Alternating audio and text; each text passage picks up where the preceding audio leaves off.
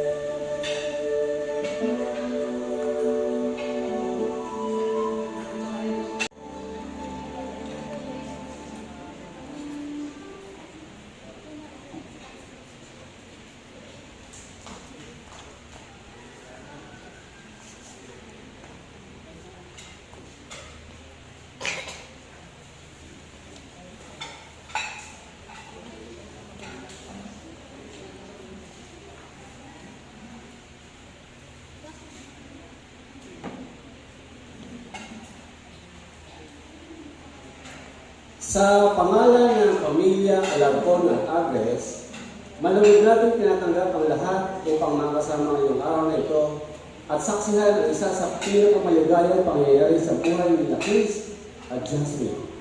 Bubuksan natin ang okasyon nito sa pamamagitan ng awit at panalangin.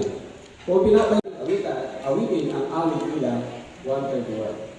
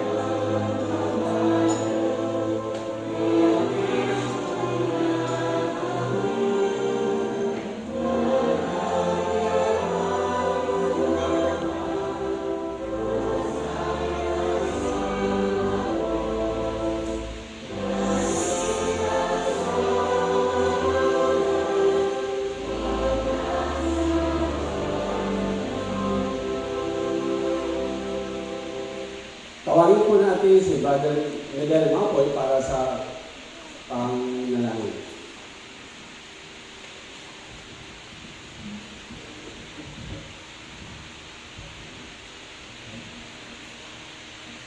Manalangin tayo. Taas-taas ang Diyos, na may pangalan Jehovah.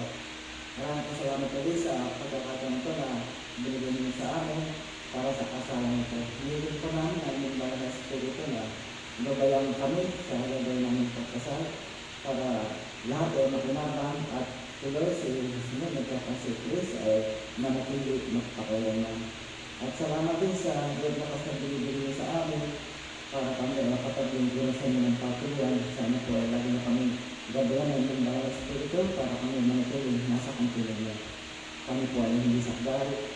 Kami sa nagkakamali, hindi pa kami ng panganawa at sa patawaran. Lahat ng nagaan po nararating, kasama na hindi naman nabanggit sa pangalan ng hari, si Kristo Jesus. Amen.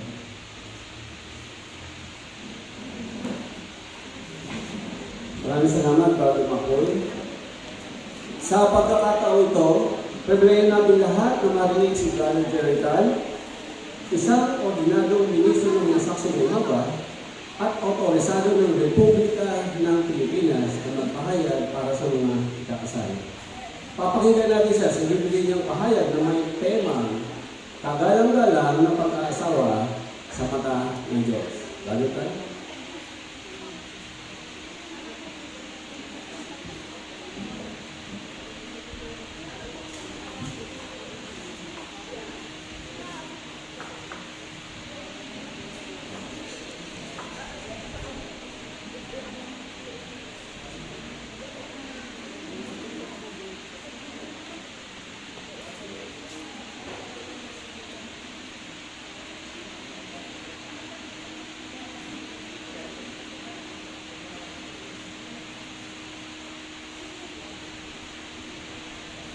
Gusto niyong magkasabay na kailangan kami sina Chris at Jasmine sa umagang ito.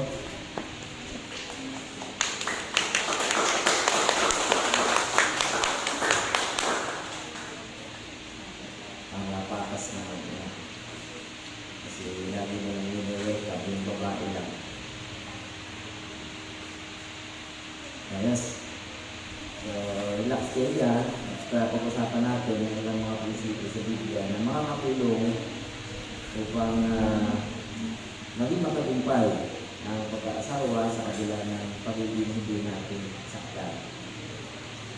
May mga tulong sa Jehovah para magawa ito. Para magawa ito, kailangan natin sundin siya. Noong una, ang ginawa ng Diyos sa una nating mga magulang, asawang sina Adan at Eva. Siyempre, siya pinagmula ng utos na kung susundin nila ay hindi matagumpay sila. Pero nakita natin kung ano ang nangyari. Sumuhay sila sa Diyos at ang nangyari ay nakalabas sila sa kanilang tirahan, napakayos yung lupa at nasira ang kanilang pagsasama bilang mag-asawa. At ang pinakamas masakit pa ay namatay ang mga magulang natin kasi Adan at Eva. Pero pagka susumahin ninyo, nagsimula yun sa hindi pagsunod sa utos ng Diyos. Kaya ano ang pinakapunto? Kailangan natin sundin ang utos ng Diyos para maging maligaya ang pagsasama natin bilang mag-asawa. Ang unang-una na binanggit ng Biblia na kapag-pakinabang para sa mga mag-aasawa ay yung binanggit ng Genesis 2:24. Tignan natin ang binanggit ng Biblia bilang unang teksto na gusto natin pag-usapan at makatulong sa atin upang malaman natin kung paano ba sisimula ng mag-asawa ang kanilang pagsasama. Nakita niyo? Dito ko lang sa Tagalog, ha? Sabi dito sa 24, iyan ang dahilan kung bakit iiwan ng lalaki ang kanyang ama at ina at mamumuhay kasama ng kanyang asawang babae at sila ay magiging isang laman. Nandun yung nandun yung pinaka-utos ng Diyos. Ang gagawin? Yung kanilang mga magulang, iiwan nila at tanggap nyo. Jasmine, Nung dalhin ka man ni Chris sa Manila, o kung saan man siya, eh, siyempre, yun ang kaisan. Kaisan. Gagawin niyo ito. Iiwan nila ang kanilang mga magulang at magsasama sila bilang mag-asawa. Lalaki at babae. Pansin natin kung ano yung kaisan ng Diyos. Ano ba kabutihan nito? Pagka ginawa ito ng mga bagong asawa, tumutulong ito upang mas maging papayapa ang kanilang pagsasama.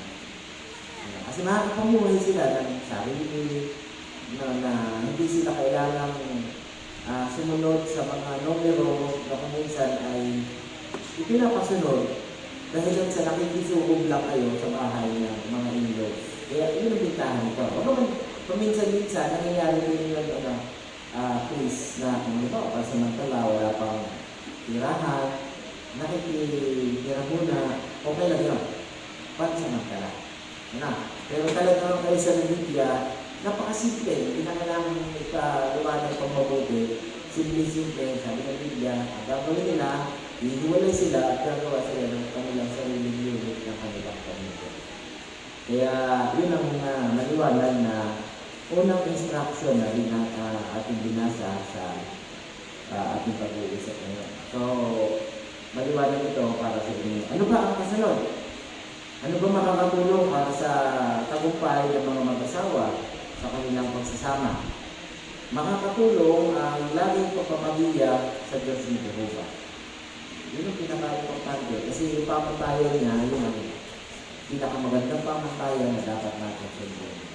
Laging umasa sa pagmumay ni Jehovah para sa pag-aasawa.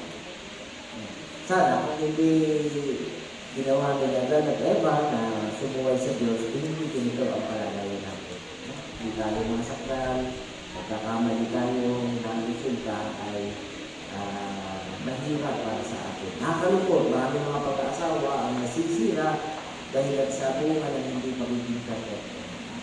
Kasi yun talaga ang yun talaga ang pinakalayo nila sa tanas. Yung lagi niya gusto, sumingit siya sa pagitan ng mga mag-asawa. Gusto niya lagi siya sa pagitan nila para paghiwalay niya sila. Ano nga naman na mangyayari? Pag yung dalawang Kristiyano naghiwalay na, dahil sa nagtagumpay siya, di pati yung kanilang kaugnayan sa Diyos na sasira.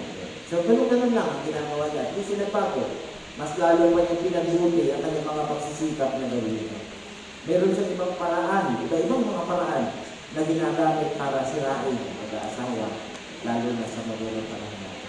Kaya dapat maging malinaw sa isip ninyo kung ano kaya itong mga paraan na ito na ginagamit ng Diablo para maging silo, para masira ang mag-aasawa. Ngayon, ano ba ang gagawin ng mga mag-asawa? Una, kailangan nilang gampanan ang ibinigay na papel ni Jehovah. Kailangan nilang gampanan ito. No? O sa'yo, bilang asawang lalaki, may binigay na papel. Ang Biblia. No? Si Jehovah mismo. Sabi dito sa Efesos 5:23, dahil ang asawang lalaki ang ulo ng kanyang asawang babae, kung paano ang Kristo ang ulo ng kongregasyon, nakatawan niya at siya ang tagapagligtas nito. Napansin mo, Chris, kung ano yung ibinigay sa iyo na papel, atas, ikaw ang magiging ulo. Ulo, kasi ulo, hindi ulo mismo. Siya ang pinaka-ulo. Kaya kung ikaw ay asawang lalaki, anong inaasahan ninyo sa iyo? Inaasahan na maibigin mong aalagaan ng iyong asawa. Sapagkat si Jehovah mismo, ginawa si Jasmine bilang iyong kapapunan. Komplemento, igama. Dapat na mahal mo ang iyong misis at handa mong unahin ang kanyang kapakanan. Yeah? Ito yun, napapagiti si Jasmine. Tuwa siya, salamat kay Jerry. So, gano'n naman talaga. Alam kong yun ang ginawa mo. Kaya kayo nakarating sa ganitong estado na magpapakasal na. No? Talagang parehas kayo, nakikita ko, excited kayo sa ayusin natin ito ng kasalan. Alam mo pa nung isang araw, si Jasmine nag-message sa akin, nag-chat sa akin, nangungumusta. Kumusta na po kayo, brother Carl? Nung pinignan ko ang oras, alam niyo kung anong oras? 3:00 lang. ng madaling araw. Nangungumos ka sa akin, stress. Sabi ko, nakakatulog ko ba? Kasi papalapit na papalapit eh. No? Normal yun, nadamdamin ni Justin, naiintindihan ka. Normal yun. At siyempre ba, hindi naman itatapos sa kasalan ang inyong pagsasama bilang mag-asawa. Simula pa lang yun. Ito ay pagkuha ng lisensya para makapagsama kayo sa isang buong. Ang kasalan. Yun lang ang paraan para maging legal ng inyong pagsasama bilang mag-asawa. Pasamantala, kinakausap ko muna ay si Chris ngayon. Anong inaasahan? Sa asawang lalaki, tulad ng binanggit ng Biblia, tulad ng binanggit ng Efeso 5:25, 28, 30. Tingnan natin na Chris, meron ka bang Biblia? Pwede bang pakitasan mo sa amin ang binanggit ngayon na texto? Efeso 5:25, 28 at 29. Tapos namnamin mo yung mga salita na binanggit dyan, tingnan mo kung paano tutulong ang magagandang mga katangian ngayon sa'yo. Sige. Hello. Efeso 5:25, 28 at 29. Mga asawang lalaki, patuloy na mahalin ang inyong asawang babae. Kung paano ibibig ni Kristo ang relasyon at ibigay ang sarili niya para dito. Para magbanal, sa tulad ng paraan, dapat mahalin ang mga asawang lalaki ang kanilang asawang babae. Nagaya ng sarili ng bilang katawan. 29. Dahil walang sinumang napapuat sa sarili ng katawan, kundi pinapakain niya ito at nialagaan, dahil na ginagawa ng Kristo sa komunigasyon. Yun. Kasi no? Anong mga katangian daw, Chris, ang kailangan mo tanggayin para mapagbuti ang pagsasama ng mga mag-asawa? Sige, pwede ka magkomento. Base sa text na pinasa mo, anong katangian ang kailangan mo tanggayin?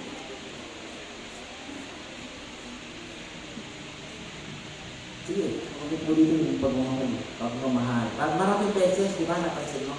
Maraming beses na ulit-ulit yung katangian ng pag-ibig at pagmamahal. Napansin mo? Si Apostol Pablo, hindi sila bigay ng mga problema na darating sa buhay ng mag-asawa. Hindi niya sinabi, kapag mag-asawa kayo, ganito magiging problema ninyo. Ang ibigay ni Apostol Pablo, solusyon. Ano solusyon? Dapat ninyong taglayin ang pag-ibig. At ikaw, particular, please, sinasabihan na gawin mo ang bagay nito. Kung naalala nyo, yung tayo ng CBS, pinaliwanag na mahulugan nung tungkol sa pagmamahal sa sarili. Di ba, in-explain daw sa CBS kung ano yung sabihin nito. Kasi kung mahal mo sa sarili mo, anong gagawin mo sa misis mo? Pinaliwanag doon, ang 5 punto ang pinali doon, at nakinabang tayo kung paano natin lalo pang sisikapin na palawakin, maintindihan kung ano ang dapat gawin ng asawang lalaki para magawa niya ang mga bagay nito. Kaya kung gano'n ang gagawin ni Chris, lalo kang mamahalin ni Jasmine. Lalo kang lang mamahalin dahil kasi pinapakita mo ang iyong pagtulad sa Kristo na ibinigay ang kanyang sarili para sa congregation. Ang totoo, si Jesus hindi na nag-asawa, pero meron siyang tulad asawa ng relasyon na pinagpakitaan niya talaga ng pag-ibig. Talagang ipinakita niya na mahal niya ang relasyon at handa niya iluwis ang kanyang buhay para dito. So, ganun din ang inaasahan sa isang asawang lalaki. O kahit sa maliliit na kaparaanan, pwede mo yung ipakita. Baka hindi pa naman buhay ang pinag-uusapan. Baka kailangan ng konting sakripisyo, adjust ng oras para maibigay mo ang iyong oras, panahon para sa iyong asawa. Napansin dito sa isang bahagi ng aking ginagamit na referensya, ay ginamit dito na kayo bilang mag-asawa ay lagi magtutulungan. Kaya bahagi yun kasama sa asawa. Mapapansin mo dito sa larawan, tutulungan sila mag-asawa. Kaya mo ba itong gawin, please? Sige, ikaw na maglaba, tapos ako magsasampay. Parang gano'n, no? Usapan, no? Tapos tumutulong siya. Tumutulong talaga siya sa mga gawain bahay. Kaya, pagka gano'n, lalo mo may papakita na mahal mo ang iyong asawa. Ang tawag dyan sa Biblia, sa Mateo 5:41, extra miles. Extra miles. Nakikita mo yun? Yung advertisement sa gasolina. Extra miles.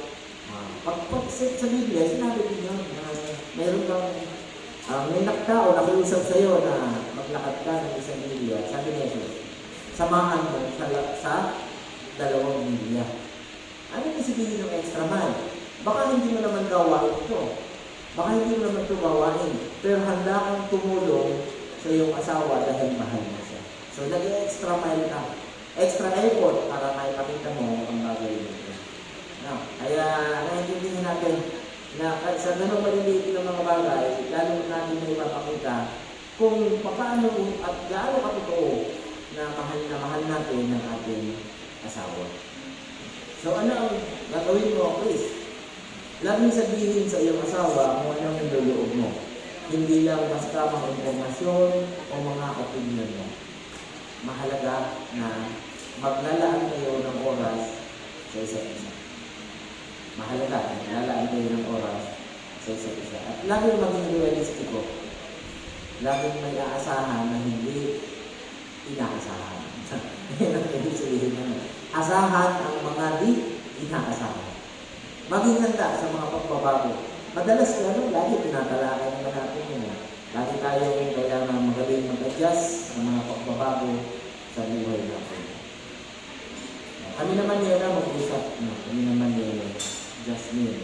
Ano naman ang binanggit ng Biblia na pwede mong gawin? Jasmine, kung ikaw ay asawang babae, ano naman ang inaasahan ni Jehovah na gagawin mo? Inaasahan ni Jehovah na gagawin mo o sa 5:33. Sige nga, tingnan ko nga hindi binanggit ng Biblia. Efesos 5:33.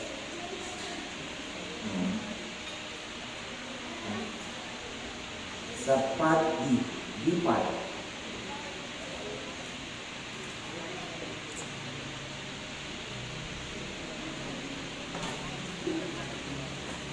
Sige, baka mahirapan ka maghanap ng D. Wala nang D. Sige, basahin mo na lang po. Yung 33. Sa ito dito, yun na, mahalin ang asawang babae.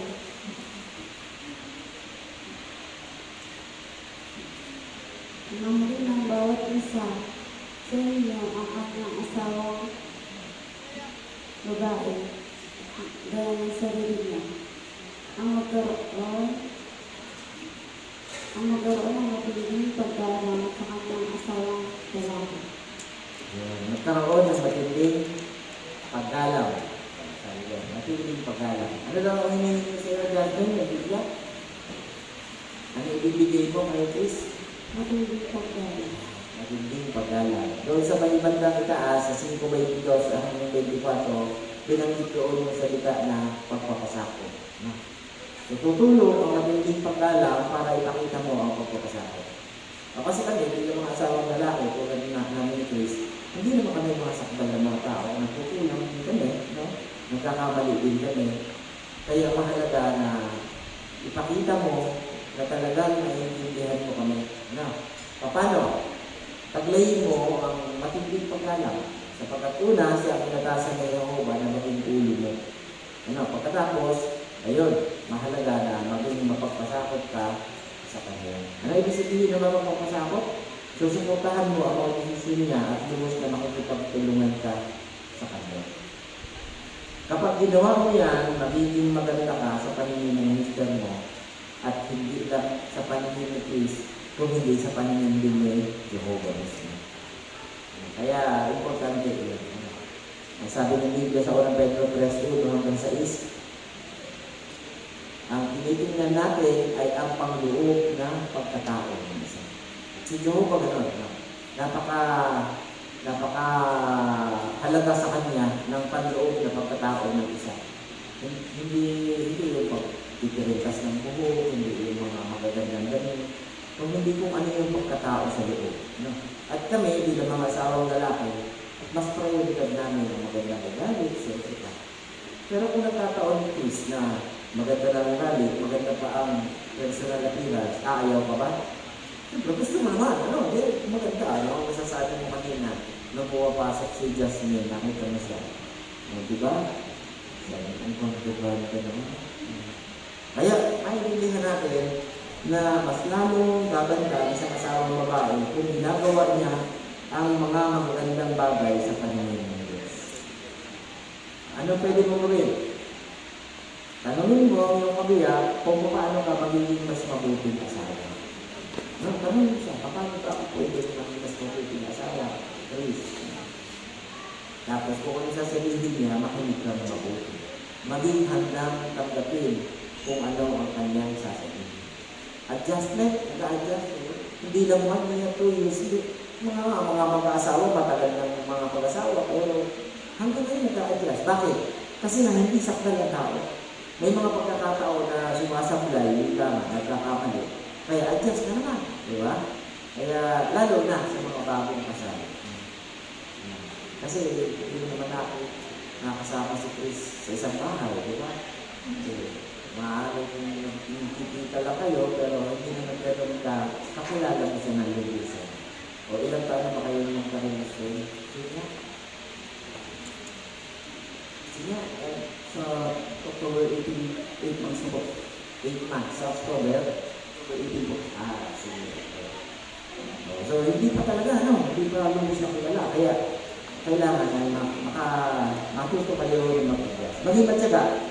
Kailangan ng panahon para matutuhan ninyo kung paano ninyo mapapasaya ang bawat isa. Kaya magaganda yung magaganda yung mga payo na ginamit dito sa revelation na ginagamit natin na makakatulong para mas maging mabuting asawa ang bawat isa. Ano pa ang mahalagang mga katangin na dapat taglayin ng mga mag-asawa? Una, maging tapat. No, mahalaga yun. Magiging tapat. Ang illustration na ginamit sa pagiging tapat ay ito mga magiging. Diba? Ito niyo yung nalarawan. Sila. So, meron silang proteksyon. Meron silang payong. Panangga sa ulan. So, ang katapatan, proteksyon. Ang katapatan ay isang proteksyon para parantilya sa mga kalsada. Nagsisilbi sa proteksyon. Meron ba tao na sa diyan ibang kayo ng parantilya? Wala. Kasi alam mo delikado yun. So, ganun din. Ang pagiging tapat ay napakahalaga sa pamalas ng Diyos. Kaya, paano gagawin ito? Samantalang hindi tayo mga saktan ng mga tao, gawin prioridad ang iyong asawa. Gagawin mo siyang prioridad. Parehas kayo. Si Jasmine ang prioridad, si Chris ang prioridad, si Jasmine. Pero okay lang sa'yo, Chris. Okay lang sa'yo, Jasmine, na nagdagto ka ni Chris. Okay lang, no? Basta ang number 1 sa'yo. Yun, very good. No? Ang pagsasama ninyo mag-asawa ang pinakamahalaga sa inyong buhay. Kaya ito ang dapat ninyong maging prioridad. No? Gawin yung prioridad ito. Paano mo ipapakita na prioridad ito ang ang asawa mo? Yan, mga larawan. Yan, pinapakita. Nag-aasikaso siya. Kasi prioridad mo siya. Pag may mga panahon na may mga karamdaman, papakita mo na ginagawa mo. Galing sa trabaho, ano ginagawa? Jasmine? Sa halip na tanongin kung bakit gabi ka na? Anong pinakamaganda gawin? Kakamustahin ko, kumain ko na ba? Gusto mo magkape mo na habang pinahanda ko yung pagkain? Isa sa pagdating-dating dahil na-late ng konti, rakatsadahin mo na agad. Huwag ganun. Kasi yun ang sumisira, unti-unti parang amin ang sumisira sa pagsasama ng mga mag-asawa. Pero ang kakaita naman, Chris, hindi pwedeng maabuso. Hindi naman siya maabuso. Kailangan mabalik siya ng ginagawa. Kaya sa totoo lang, itong mga pinag-usapan natin, mahalagang mga bagay para maipakita natin na talagang tapat tayo. Ang isang paraan para ipinakita rin sa ating referensya ay ito. Paano ka ipapakita na tapat ka sa, ano mo, sa partner mo? Sa trabaho mo, ano meron ka? Ano, Chris? Nakita mo? Sa trabaho mo, meron kang picture doon, hindi mo kasama, di ba? O, di ba? O, yan, nakita mo? O, sa pwede mo rin, sa lugar ng trabaho, mayroon kang palit na larawan ninyo doon. Na paano ba sinasabi ko sa iyong mga katrabaho na may misis na ako? Ano, may misis? May misis na ako. Di ba? O, paano kung ang trabaho naman ay nagka-tricycle ka? Alam ka naman magsabit ka ng 4 sa tricycle kasi tumatakbo ka sa panahon ng ganyan doon, no? So, hindi naman bagay. Anong gagawin? Para may pakita mo na ang misis mo ay prioridad mo. Baka pagbukas mo ng cellphone mo, sino nando doon? O, di ba? May picture nyo, mag-asawa. Kahit pwede yun. Para maipakita mo na ang prioridad mo ay ang iyong asawa. O, so, ganun sa'yo, Jasmine. Ayan. Di ba yung ang profile picture? Kung kuha ka nga nung boyfriend ko pa lang, nilalagay mo na agad. Eh, kumusta ba mag-asawa na kayo? Di dapat lago na, ano? Dahil yung gagawin para maipakita na tapat. Kasi yun na nagsisilbing protection. Nagsisilbing protection ang paggawa nito para maiwasan natin na magkaroon pa ng makasingit pa ang mga problema sa ating buhay. No? Maging determinado na sundin yung pinanggit ng Biblia sa Home 31:1. Tingnan niyo yung testo. Parehas lang pinanggit ng testo. Kasi ito apply kahit ang may sabi nito ay si Home, pero apply ito papwa sa lalaki at babae. Anong sabi ng Home 31:1? Ito nyo? Sabi yan, nakipagtipan ako sa mga mata ko. Kaya paano ko magagawang tumingin ng may pagnanasa sa isang dalaga o sa isang lalaki? Yan ang ibig sabihin, ano? Parang may kontrata ka sa mata mo. Para kayo lang ang mata mo, para kanino lang, para kay Mrs. lang. At si Jasmine naman, ganun din ang kontrata mo sa mga mata mo. Kaya naiiwasan ba na mag-asawa na magkaroon ng problema? Hindi maiiwasan. Kaya mahalaga na paghahandaan natin ang mga bagay na ito. Ano ba ang mga pwedeng makasira ng pagsasama ng mag-asawa kahit na nga sila ay nasa bahay na? Minsan, merong ginagamit ang example ngayon ang mga panunin. No? Lalo na ngayon, talagang napaka-open na sa kung meron kang internet. No? Madali pakita ang mga pornographic materials. Pwedeng makasira ito sa pagsasama ng mga mag-asawa. Itinuturing ito ng Biblia, alin man sa dalawa, lalaki o babae na gumagawa nito na pag-traitor sa partner niya. Kaya ayaw natin na masira ang pagsasama ng mga mag-asawa dahil lang sa paggawa ng mga bagay nito. Kaya pinapayuhan tayo na maging mahusay sa paggawa nito. Paano lulutasin ang mga problema na dumarating sa inyong buhay? Paano? Simple sa ating Biblia. Laging takpan ng pag-ibig ang mga di pagkatao mo. Di ba may kanta nga ito? Ano mo ba yung presyo? Nagdahil sa pag-ibig? Kanta. Nagdahil sa pag-ibig. Parang gano'n na. Tao'y nabubuhay. Kaya ay pag-ibig talaga, napakalaking magagawa ito para sa mga mag-asawa.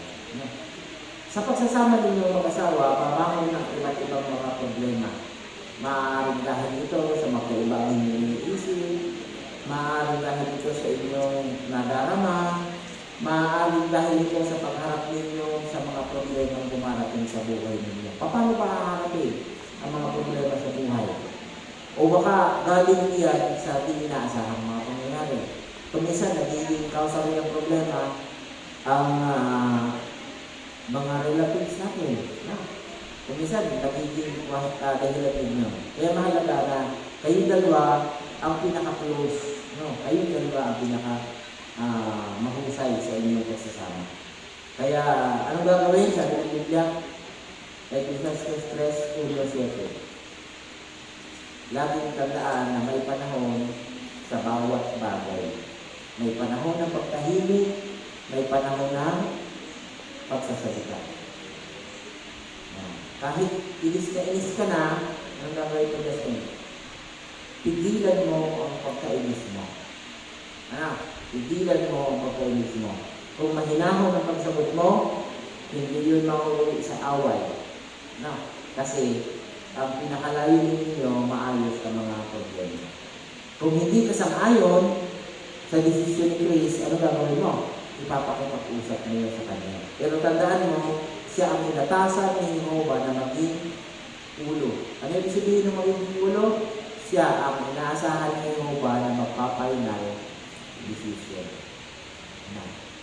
Pero mahalaga na may boses din ang asawang babae sa loob ng tahanan ng Chris. No, may boses. Hindi ba, sabi hindi ako ang ulo eh. Hindi pwede yun. May boses. Naalala mo yung kaso ni Sarah. Kinausap ni Sarah si Abraham. Ito yung panahon na lagi binubuli yung anak ni Abraham sa ibang babae, si Isaac. Di ba may anak siya, napangalan ng Ismael, anak niya yung Hagar. Lagi binubuli. Pati itong si Sarah, binubuli itong si Hagar. Isang araw, sinabi ni Sarah kay Abraham, bakit sa kanya? Total, malaki naman yung anak ni Diyan kay Hagar, paalisin na lang natin sila. Para makapamuhay naman tayo ng tahimik. Kasi ang anak mo naman talagang legitimate ay si Isaac. Nakinig pa si Abraham? Hindi. Hindi siya nakinig. Kasi siyempre nakikita, anak niya rin kasi yun. Tsaka naaawa siya. Pero isang gabi na nakinig si Abraham. Ano ba nakinig niya? Kinausap siya ni Jehovah. Sabi ni Jehovah, makinig ka sa tinig ng asawa mo. Di ba? Ay anong aral na makukuha mo doon, Chris? Ang babae ay may boses sa loob ng pamilya. Hindi pwedeng busalan. Hindi. Ako lang. Walang ganun. Sa atin, din ng mga Kristyano, alam natin kung ano yung prinsipyo ng Biblia. Kaya, nung sinabi yun ni Abraham, ni Jehovah kay Abraham, ginawa ni Abraham, inihanda niya yung pagkain, inihanda niya yung sasakyan na mag-ina, tapos pinayagan nila, umalis sila. Kaya nasunod kung ano yung request nitong si Sarah. Para yun sa kanilang katahimikan. Kumisan, ganoon din ang nire-request ng isang asawang babae. Pwede pa na anong tawag mo sa kanya, Jasmine? Sige nga, magkabistuhan na kung anong tawag mo. Anong tawag mo o itatawag mo sa kanya? May bata ko sa kanya. Love you. Ha? Love you. Tapos minsan naman po, sweet you. Iba-iba. May love you, parang Arnold love you. Kaya depende sa inyo kung anong gagawin nyo na ang tawagan nyo. Kasi ang importante kung ano ang sinabi ng Biblia na dapat natin gawin. Ipakita natin na tayo ay magaling makinig sa mga sinasabi sa atin. Huwag lang pakinggan, Chris. Marami tayo dito. Huwag lang pakinggan ang mga salita. Unawain ang gusto niyang sabihin. Tingnan ang kanyang kilos, galaw ng mata at tono ng boses. Di ba? Kung isa, sasabihin ng asawa babae, ano lang pala yun na parang kinukuha lang yung attention natin. Ang totoo, alam niya lang naman yung solusyon. Kaya lang, kinukuha yung attention natin. Para bang sinasabi sa atin, makinig ka na. Ganun ang ibig sabihin. Kaya lagi tayong maging mahusay na tagapakinig. Sabi ni Santiago, maging pabilis sa pakikinig. Kaya yun ang gagawin ng isa. At pag ginawa niyo ito, magkasama niyo lulutas sa mga problema, ang inyong pagsasama ay mas lalong titibay. Kung mayroong mga problema na mga nakaraan na, ano gagawin, Jasmine? Kailangan bang patindi? Hindi na po. Hindi Wala na. na po. Nakakalimutan na yan. Tapon sa pinakamalayong lugar para hindi mo na mapalitan. Makakatulong ito yung ng Biblia sa Colosas 3:13. Magpapamilyar yung text na ito. Colosas 3:13. Pag meron tayo mga di pagkakaunawaan, meron tayong problema, ito yung sabi ng Biblia. Ito niya? Colossus 3:13. Patuloy ninyong pag-iisa ng isa't isa at lubusang patawarin ang isa't isa. Kahit pa may dahilan kayo para magreklamo laban sa inyong kapwa. Kung paanong lubusang kayo pinatawad ni Jehovah, dapat na ganun din ang gawin ninyo. Kaya kung gagawin ito ng mga mag-asawa, siyempre inaasahan na meron talaga darating ng mga problema. Kaya kaya yung payo, maging mabilis sa pagpapatawad. Kahit pa, sabi ni Biblia, kahit pa may rason kayo na magalit kayo. Pwede pagpasensyahan na lang para mas maging mahusay ang inyong pagsasama bilang mga mag-asawa. At anong ikakapit na prinsipyo? Colossus 3:14. Magpakita kayo ng pag-ibig dahil lubusan itong pinagkakaisa ang mga tao. Yun yung pinaka-perfectong bukus ng pagsasama ng mga mag-asawa. Tandaan, ang pag-ibig kailanman ay hindi nabibigay. Kaya kung anong pinakalayo nito, kung tulad halimbawa sa pagkaasawa, alam natin, kailanman hindi mabibigo ang layo ni Jehovah, lalo na kung ang mag-asawa patuloy na susundin kung ano yung pag-iran na binigay ni Jehovah. So ano dapat gawin? Bilang paglilipasan natin, laging isipin ang pangantayan ni Jehovah sa pag-aasawa. Sundin ang kanyang mga batas. Maging mapagpatawad, taglayin ang katangian ng pag-ibig. Ano pa? Maging bukas ang communication lagi. Laging mag-set aside ng oras para mag-usap kayo. At mag-schedule kayo ng inyong pampamilyang pagsamba. Chris, ikaw ang mamumuna para gawin ito.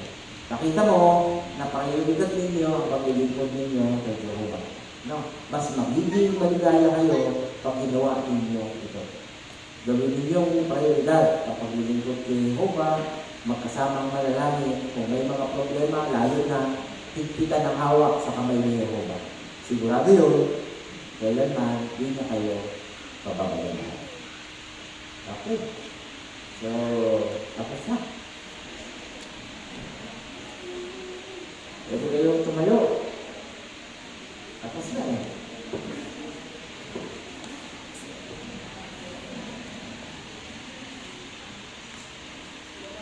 Kayo dalawa, kasama rin ating witness.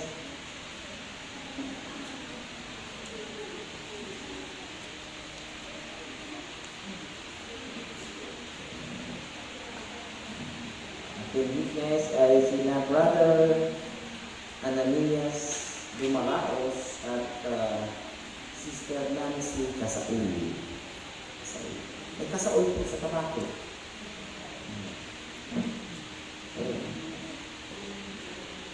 Sige, sagutin mo ako, please. Microphone.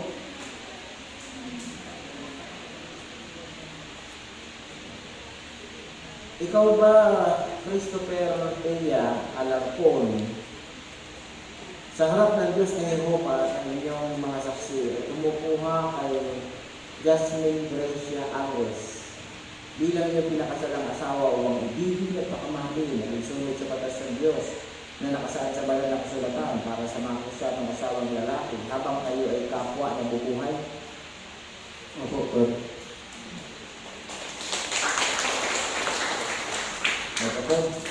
Jasmine. Ikaw ba, Jasmine Gracia Agres, sa harap ng Diyos na Jehovah at ng inyong mga saksi ay kumukuha kay Christopher Villa Alarcon bilang iyong pinakasalang asawa upang ibigin at pakamahalin at matinding igalang alisunod sa batas ng Diyos na nakasaad sa banal na kasulatan para sa mga konsyalong asawa ng babae habang kayo ay kapwa na bubuhay?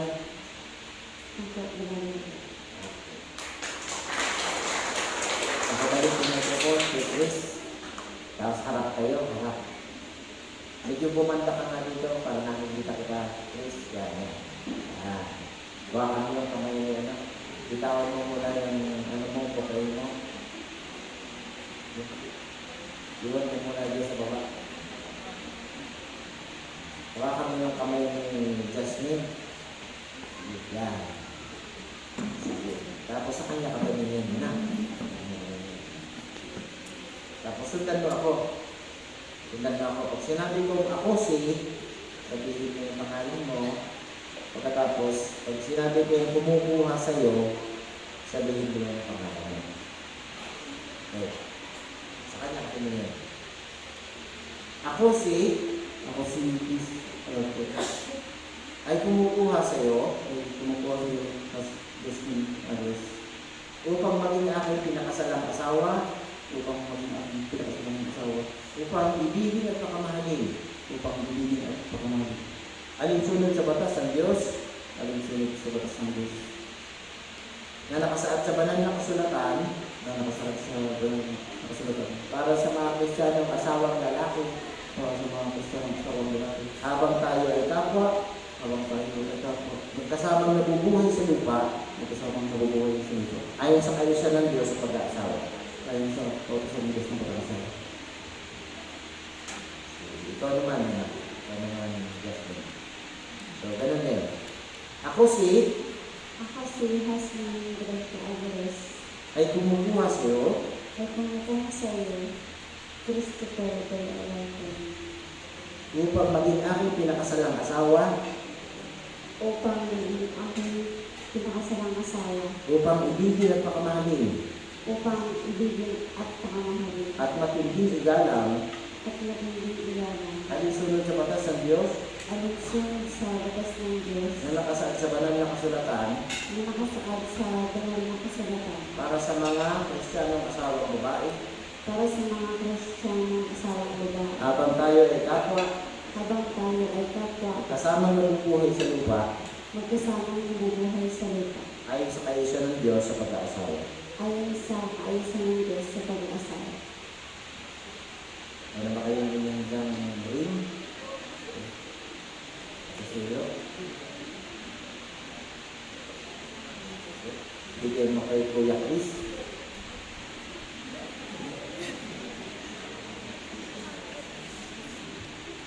Suot yung kay Jasmine, Chris.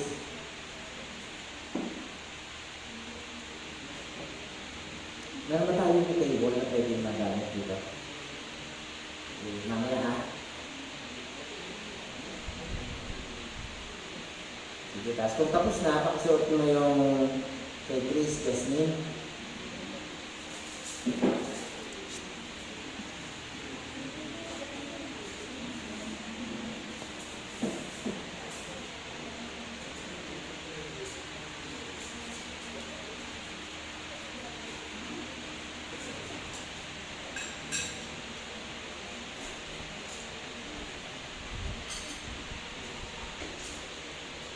Nangyari, kung kayo lang ang kakaintindihan.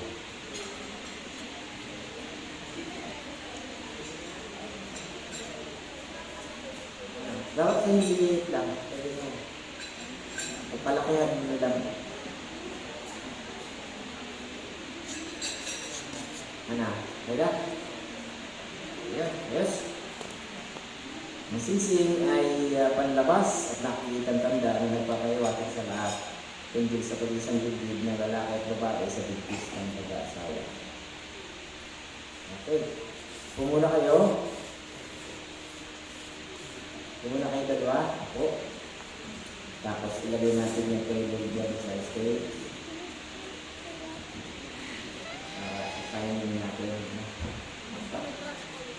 Yeah.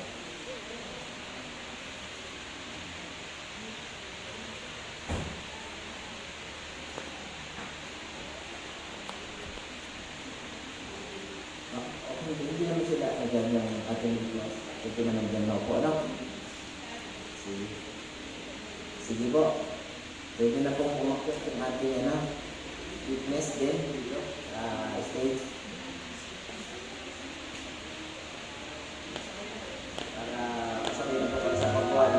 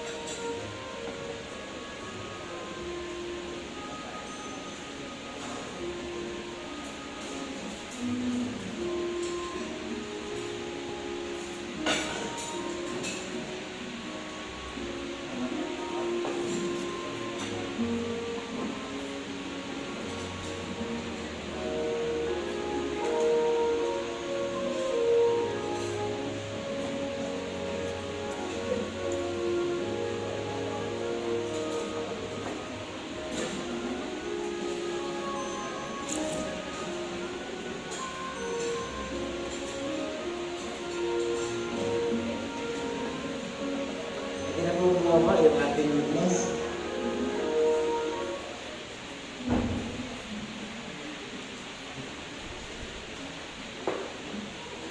Ano, pagmahal ko na niya?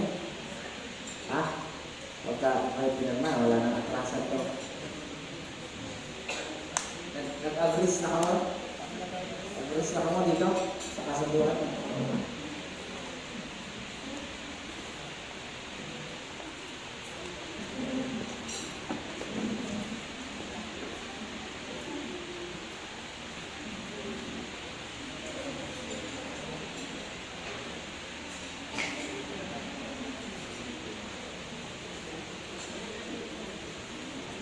Okay, pwede po kayo magtindog.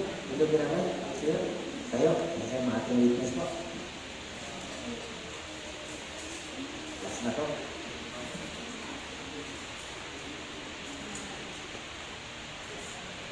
Yan mga sina Chris at Jasmine ay nakipagtipan sa harap ng Diyos ng Jehovah ng kanilang piniling mga saksi.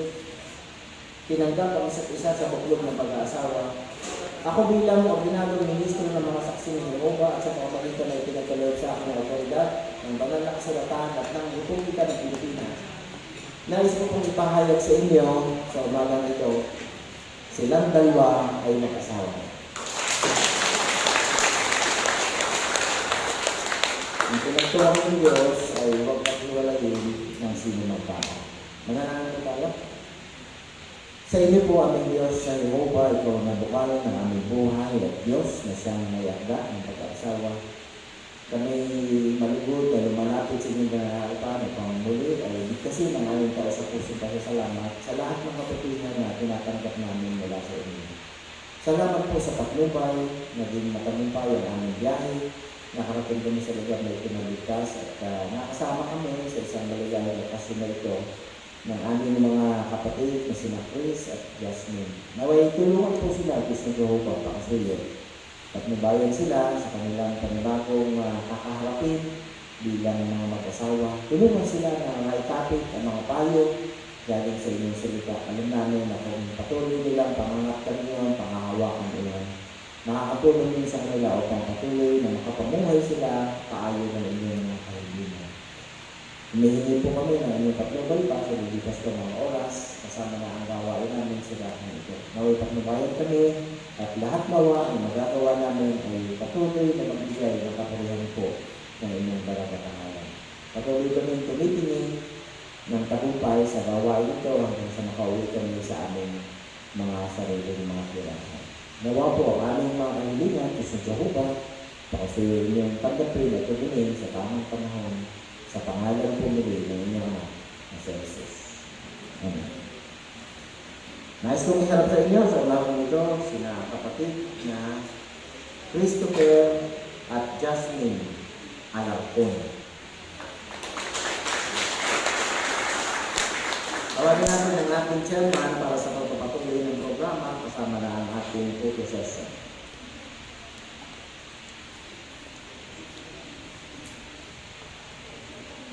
Maraming salamat, Brother Jerical, sa simple at nakapakahusay na pahayag. Sigurado na lahat ng narinig ng mga sila sa Justin at sa Chris ay nakinabang sa salib sa kasulatan ng mga pahayag. Muli, pinapasalamatan namin kayo. Sigurado pinapahalaga ni Chris at Justin ang inyong presensya na napakahalaga at sa napakahalaga okasyon ito. Kayong lahat, maraming salamat sa inyo. Ngunit may ilang paalala bago tayo lumipas sa photo session. May ilang paalala lang po na kailangan natin sabihin sa inyo. Una po, bago po magsimula ang pagkain, magkakaroon muna ng prayer ulit. Okay? Tapos, bilang sunod na paalala, wala pong inumin na alcohol ang isi-serve o kaya o-orderin. Ganun din, pinapag-usapan ng lahat na kung meron man o magsisigarilyo sa loob ng reception hall. Isa ko po bilang maggala sa religiosong paniniwala ng kinasal, magsuyo na wala po sana magbating ng kanilang mga baso.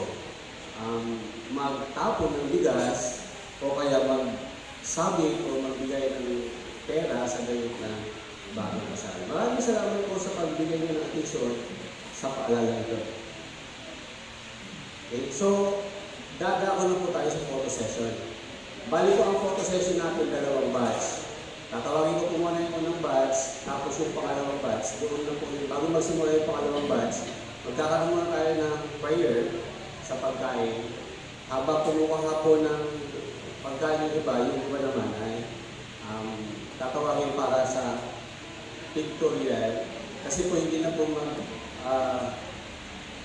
mag-table out ang room iba. Okay? So dito na po tayo sa una. Tawagin po natin ang ayos sa pagkakasunod-sunod.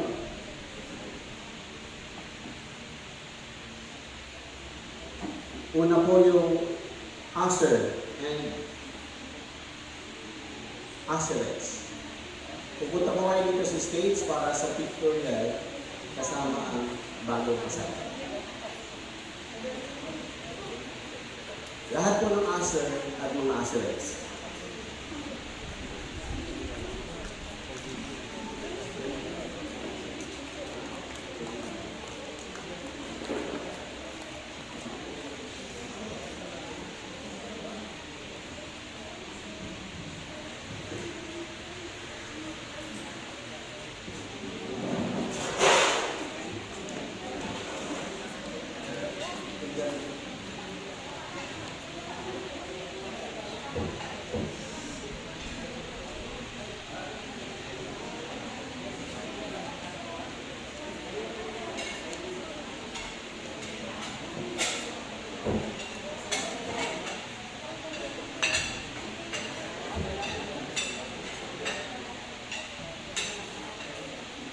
Sa kasalukuyan po ang mga usher at usherettes ay pupunan ng picture kasama ng mga kasal.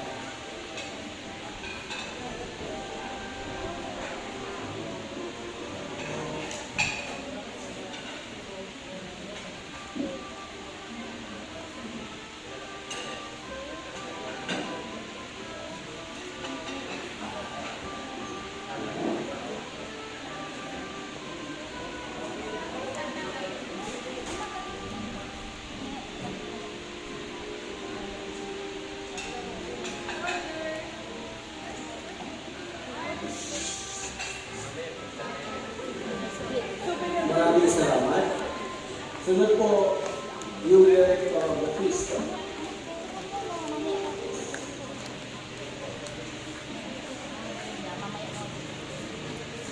Kasama kami ang katingin buhay. The witness ay sina Brother Ananias Dumaraes at Sister Nancy Kasauli. So, may kasauli po sa kamato.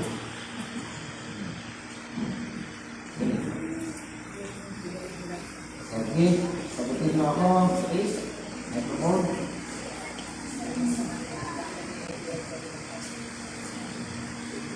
Ikaw ba, Christopher Rhea Alarcon, sa harap ng Diyos na Jehovah sa inyong mga saksi, kumukuha kay Jasmine Gracia Agres bilang yung pinakasalang asawa upang ibigin at pakamahalin at isunod sa batas ng Diyos na nakasaad sa banal na kasulatan para sa mga kasama asawang lalaki habang kayo ay kapwa ng bubuhay. Magpapag.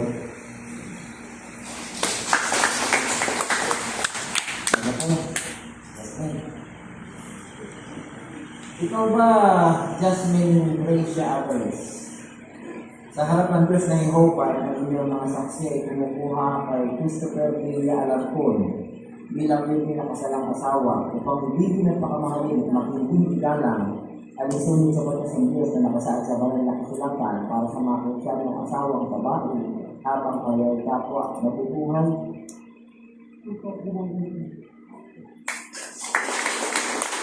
Ang kayo pinapropon kay Chris, tapos harap kayo, harap.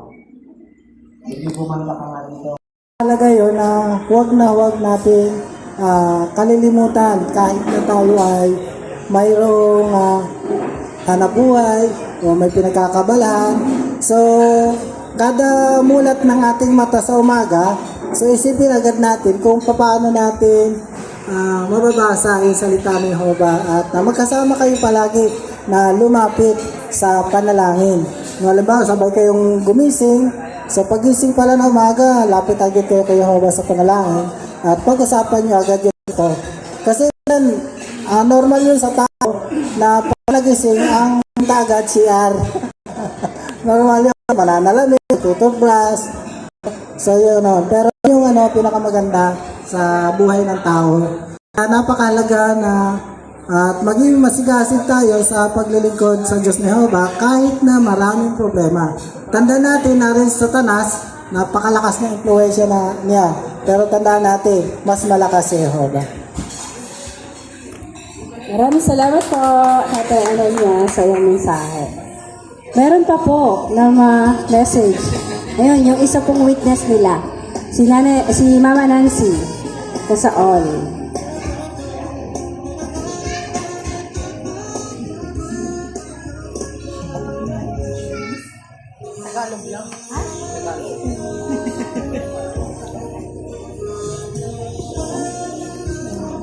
Una po sa amin, sa lahat.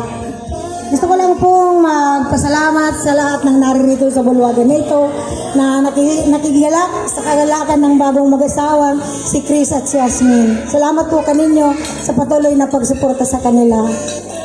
Men and Chris and men, ako bilang witness, masasabi ko lang sa inyo kasi dumaan din kami sa ganyan na sitwasyon sa inyo. Dinaanan din namin yung nag-umpisa kami sa knowing each other. Yan. Siyempre alam ko kayo parang kailan lang. Pero gaya ng narinig natin kanina sa pahayag ni Brother Carl, yung pag ikakabit lang ninyo lagi yung sinasabi sa Bible, yung lang sa Episo, kung paano nyo mamahalin ang isa't isa, kasi hindi naman perfect yung pag-aasawa. Sa pag-start ninyo ng beginning ng new chapter ng life ninyo, kailangan talaga ninyong mag-a-adjust kayo kasi sabi ng iba, ang iba nga sabi ay 40 years bago maka-adjust. Pero tayo bilang Kristiyano, hindi naman natin kailangan yung basta lagi lang natin kakalimutan yung mga tagubilin ni Jehovah. Kakapit natin yung sa isa't lalo na yung pag-ibig. Yan, Chris at Min. Yan, walang imposible. Ano man ang problema dumating sa mag-asawa, pag nauna natin si Jehovah, yan lahat ay magiging magaan. Iwala lang tayo sa Kanya at love each other lang and understanding sa isa't isa. Give and take, kung baga, sa mag-asawa para ano man na problema ang dumating, kaya yung resolveran basta andyan si Jehovah lagi sa inyo. Congratulations sa inyong dalawa. Maraming salamat po, Mama Nance. Ayun. Meron pa po bang hahabol na magbigay ng message? Ikaw, Queenie. Okay. So, hilingin natin yung message naman ng ating newlywed, yung bride at groom.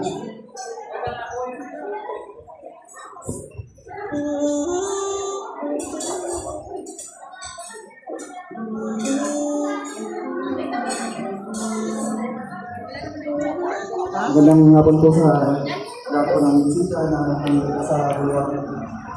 Ako, wala lang po ibang sasabihin ko din. Kasama po kasi sa lahat ng kapatid na naganda at tumulong po sa mga organisado ng aming kasal. Maraming salamat po sa Abago, Pokong, kay Kuya Jim, sa lahat ng paganda at sakripisyo. Sa lahat po ng organisa ng kasal. Ito na po namin sa isang. Maraming salamat po. Sa mga sipag na answer at answer, maraming salamat po. At sa iba pang mga kapatid na tumulong sa pagbabalik. Sa mga kamag-anak ni Jasmine, salamat din. Sa mga kasama po namin sa sasakyan, sa pamilya ko. At sa mga kaibigan, sa mga nag-guide, maraming salamat po. Sa sakripisyo at support. Sa akin po, maraming iiwan na din Jasmine yung Topas Proper Congregation at ngayon po ay magkasama ng magbibigod sa bagong ng congregation, sa Golden Congregation at doon na ito pagkatuloy ang kanyang pagiging party. Kaya, salamat po pala sa bagong Jerry Time at sa lahat ng mga abay, mga nilang mga witness po. Maraming salamat po.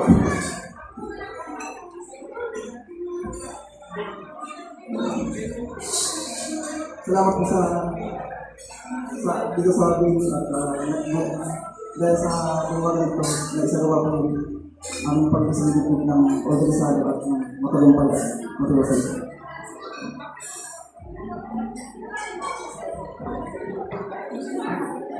Salamat din ng maraming sa Apostolic Congress sa pagiging matagumpay na inyong kasal. Muli po, malakpakan natin ang ating bagong kasal, Grace and Jasmine Alagman. Dito po nagtatapos sa ating programa, pero nalulo ko yung request ang Topas Proper Congregation bilang last teacher kasama si Haskin. Pakisuyo po ng